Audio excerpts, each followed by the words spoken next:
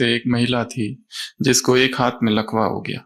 सारी टेस्ट की गई, कहीं पर कुछ भी नहीं, ऐसा कोई कारण ही नहीं है कि ये लकवा कोई शरीर की बीमारी से है।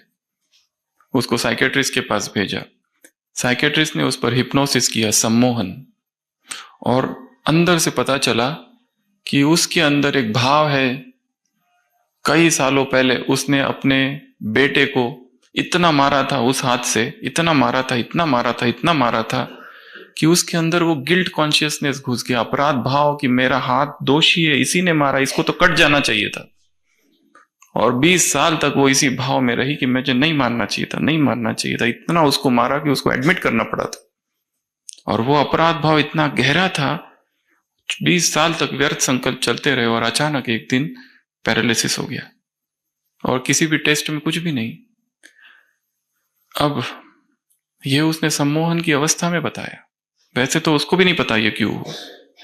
और फिर उसी सम्मोहन की अवस्था में उस मनोचिकित्सक उसको फिर लेके जाता है और फिर उसको समझाता है, ये जो तुमने मारा था बहुत अच्छा किया, नहीं तो वो बिगड़ गया होता था, तुम्हारे मारने की वजह से ही वो सुधर गया, वो गलती से रुक गया।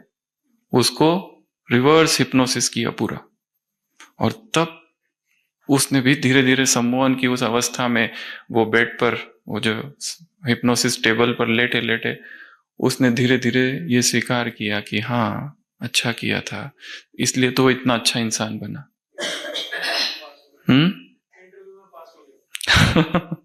इसलिए वो इंटरव्यू में पास हो गया ऐसे। और फिर जब वो बाहर निकली तो उसका हाथ ठीक हो गया, क्योंकि ये जो लकवा था वो मन के ब्लॉकेज की वजह से था, मेंटल ब्लॉकेज। हमारी भी बहुत सारी बीमारी है जो मन के विचारों की वजह से है।